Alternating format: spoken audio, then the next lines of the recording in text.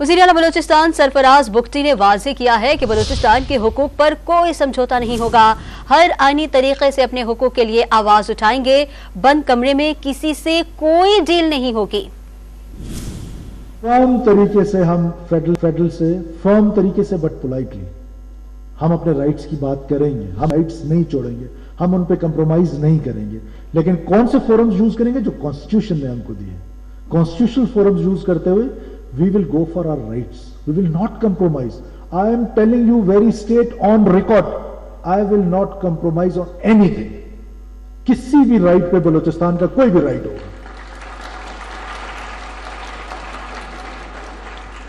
I damn care कोई नाराज होता है, कोई मुझसे खुश होता है। जहां बलूचिस्तान के राइट की बात होगी, कॉन्स्टिट्यूशन ने जो फोरम मुझे दिए, आप सुनेंगे मेरी लाउड वॉइस। आपसे छुप के बंद कमरे में किसी के साथ जाके कोई डील करके नहीं आऊंगा।